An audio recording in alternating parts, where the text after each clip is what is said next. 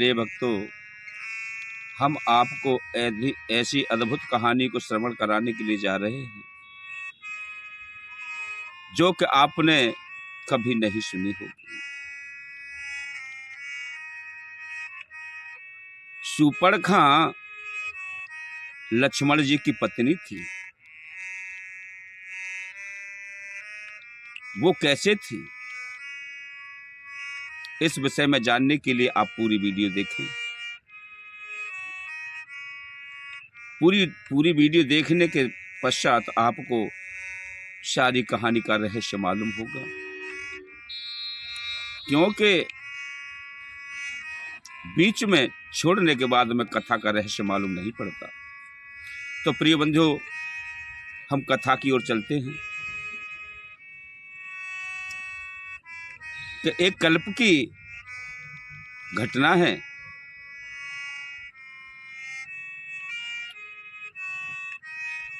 कि लक्ष्मण जी शेषनाग थे। शेषनाग, उनकी पत्नी का नाम था चंद्रतारा। शेषनाग की पत्नी का नाम था चंद्रतारा और इनके एक बहुत ही प्रिय घनिष्ठ मित्र थे। जो उस कल्प की कथा है, उस समय भी एक कैकई प्रदेश था, कैकई राज्य था। उस राज्य के एक राजा थे प्रताप भानु। वह शेषनाग के बहुत प्रिय मित्र हुआ करते थे।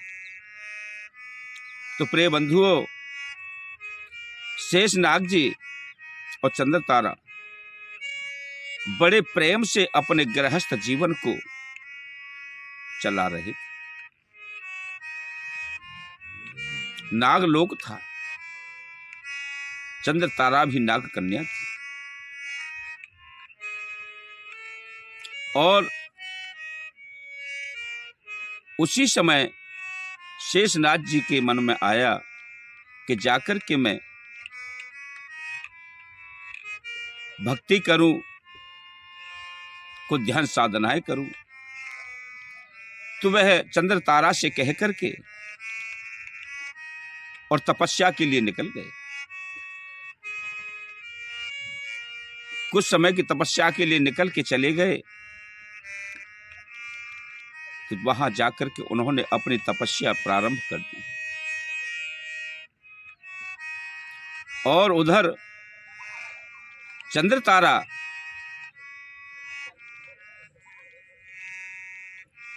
अपने पति के बिना आजाद हो गई। अब तो प्रिय बंधुओं, कहते हैं ना कि नार नहीं नौरंगी है, नौरंगी नहीं सौरंगी है, सौरंगी नहीं बहुरंगी है, ढक ले तो कुल का कुल ढक ले, वरना नंगी की नंगी है। नारी की कोई जात नहीं होती, जिसके साथ बंध जाती है उसकी उसी प्रकार से जाति वर्ण बन जाता है। तो प्रिय बंधुओं, कहने का तात्पर्य यह है कि लक्ष्मण की अनुपस्थिति में, शेषनाग की अनुपस्थिति में वह चंद्रतारा आजाद हो गई और संभर नाग, उसी नागलोक का एक नाग था, उससे उसका संपर्क हो गया। संभर नाग और तारा, संभर नाग और चंद्रतारा दोनों आपस में उनके चरित्र में संबंध बन गया।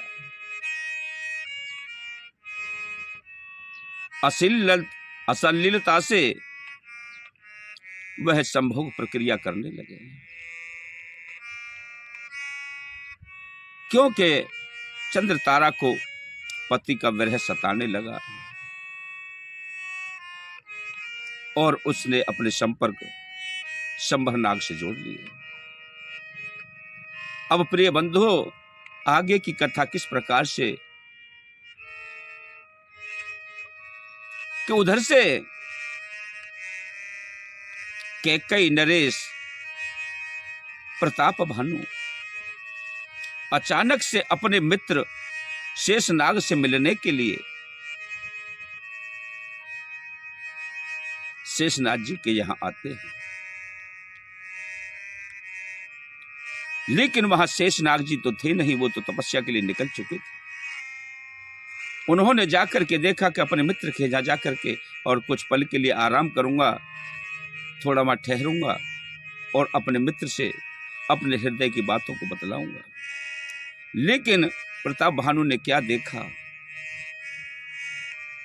कि चंद्र तारा और संबरनाग दोनों रंगरेलियां मना रहे हैं, विषय वासना में लिप्त हैं। जब इस सीन को प्रताप भानु ने देखा तो उन्होंने तुरंत ही अपने धनुष बाण को निकाल लिया और अपने धनुष कोटी पर बाण को जैसे ही चढ़ाया कि अरे दुष्ट, मेरे मित्र के घर में तू छल कर रहा है और ये भी पिशाचिनी, इसने मेरे मित्र की नाक कटवा दी, मैं अब तुझे नहीं छोड़ूंगा।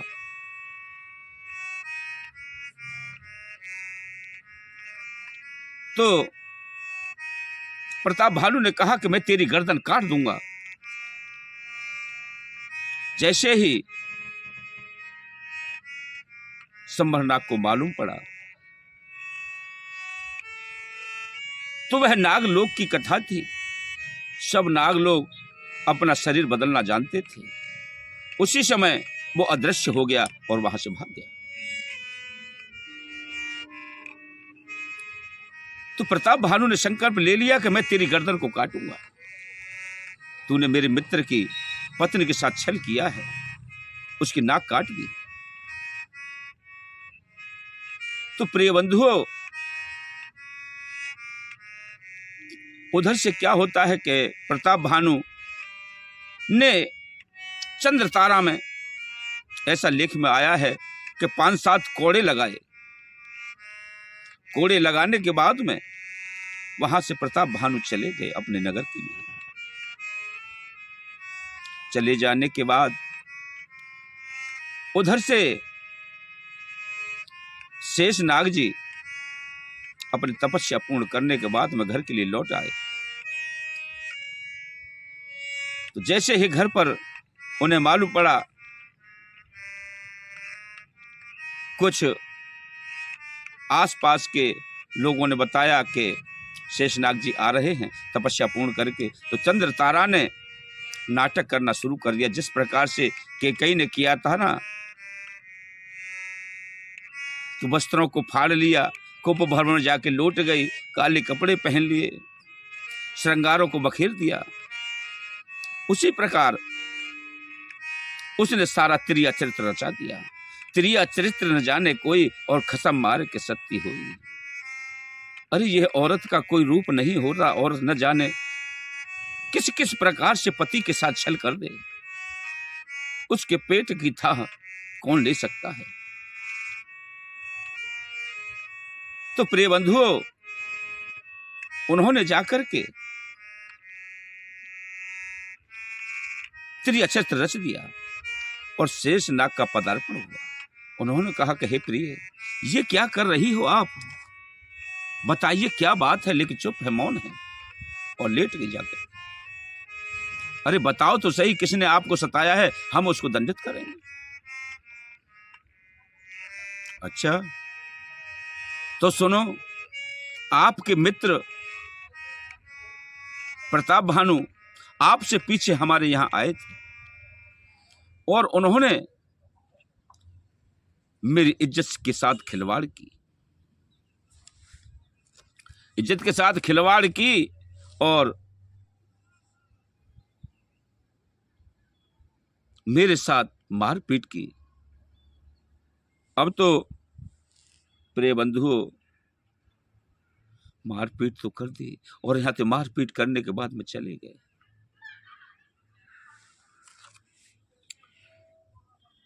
वो चले गए तो उन्होंने क्या देखा,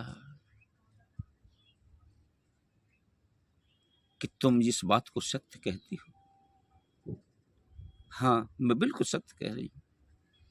देखो, मेरा मित्र बड़ा धर्मात्मा है, बड़ा ईमानदार है, बड़ा नेक है। अगर उसने वास्तविक गलती की है तो मैं अभी जाकर के उसे प्राण दंड दूंगा।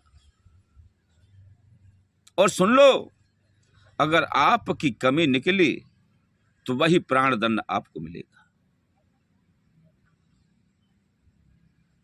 यह कह करके लक्ष्मण जी वहां से प्रिय बंधु प्रताप भानु के नगर में जाते हैं और उनके महल में प्रवेश करते हैं। मित्र को देख करके प्रताप भानु बड़े प्रसन्न हुए। खुशी का ठिकाना न रहा कि आज मेरा मित्र मेरे द्वार पर पधारा है, कहां बैठा लूं, कहां न बैठा लूं। इतना फूला नहीं समाता और उनके लिए आओ भगत में पूरा सम्मान करते हैं। तो बैठ गए और जाकर के उन्होंने जल दिया, जल पिया। लेकिन लक्ष्मण जी के मन में वह विचार उमड़ रहा था। उन्होंने जाते जाते कुछ नहीं कहा, केवल उसी बात को छेड़ दिया कि भैया एक बात बताओ, आप हमारे नगर के लिए गए थे? कि हाँ। तो वहां क्या घटना घटित हुई वह बताओ। अब तो प्रताप भानु नेक इंसान थे, ईमानदार थे, बड़े सत्यवादी राजा थे। उन्होंने सारी घटना को सत्य तरीके से, बिल्कुल भी न छुपाते हुए सारी घटना को सत्य सत्य बतला दिया। शेषनाग जी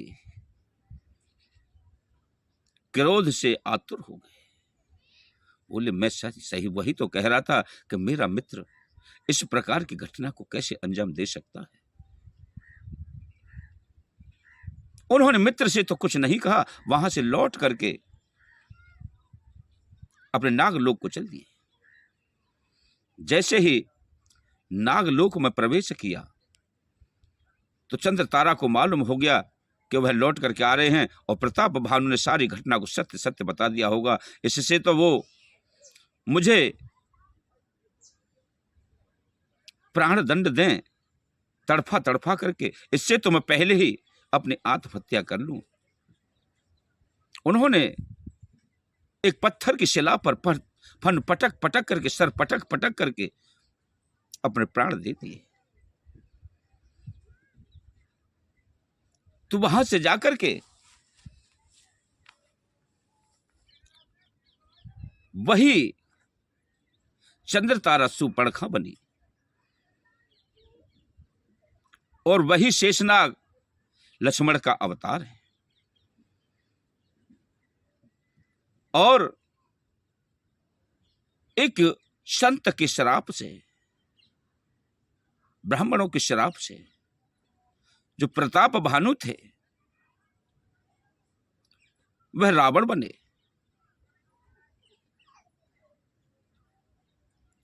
तो लंका में रावण एक राजा थे, लेकिन इनको स्मरण वही था। चंद्र तारा ने और जो शंभरनाग था, जो शंभरनाग था जो चंद्र तारा से लगा हुआ था, उसने विद्युत जीवा के नाम से वहां जन्म लिया। तो अपनी मर्जी से चंद्र तारा ने विद्युत जीवा से विवाह किया। तो प्रिय बंधुओं, सभी नाते रिश्ते अपने परिवार की सहमति से होते हैं। अपने परिवार की बिना सहमति के जो मन मर्जी करते हैं वह विवाह उचित विवाह नहीं माना जाता। तो चंद्र तारा ने विद्युत जीवा से विवाह कर लिया। वही शंभरनाग था। रावण वो प्रताप भानु था। जब प्रताप भानु का स्मरण हुआ कि अरे ये वही शंभरनाग है, जिसने कि मेरे मित्र की पत्नी से छल किया, उसके साथ संभोग किया। और यही जो मेरी बहन शूर्पणखा बनकर के आई है, यही चंद्र तारा है। तो कोई भी प्रिय बंधु अपने बहनोई का शीश काट नहीं सकता। क्या आप काट सकते हो? अपने बहनों के साथ ऐसा व्यवहार कर सकते हो? जिसने अपनी बहन जिसको दे दी हो, उसका कोई वध कर सकता है? कदापि नहीं। तो इस स्मरण के कारण जो प्रताप भानु बना रावण था, उसने उस ध्यान को करते हुए अपने बहनों के शीश को काट दिया। और शेषनाग भगवान राम के साथ अवतार है लक्ष्मण के रूप में। जब पंचवटी पर वह शूर्पणखा पहुंची तो भगवान राम ने इशारा किया कि लक्ष्मण, अपने पूर्व जन्म को याद करो, जो आपने संकल्प लिया था कि इसने मेरी नाक कटवा दी और मैं इसकी नाक काट करके रहूंगा। तो वो वक्त आ गया है, आप अपने जो भावनात्मक विचार थे उन्हें पूर्ण कर लें। तब भगवान राम का इशारा पाते ही लक्ष्मण जी ने शूर्पणखा के नाक कान काट डाले।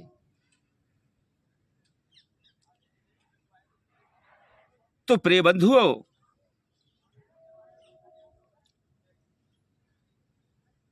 इस बात को शूर्पणखा ने भली भांति से पहचान लिया था कि यही मेरे लक्ष्मण जो है मेरे पति हैं, और लक्ष्मण जी ने भी पहचान लिया कि यह मेरी पत्नी चंद्र तारा है। उस समय तो बच गई, क्योंकि इन्हें प्राण अपने आप दे दिए थे। इस समय मौका है कि मैं इसकी नाक काट दूं, इसने मेरी नाक कटवाई थी।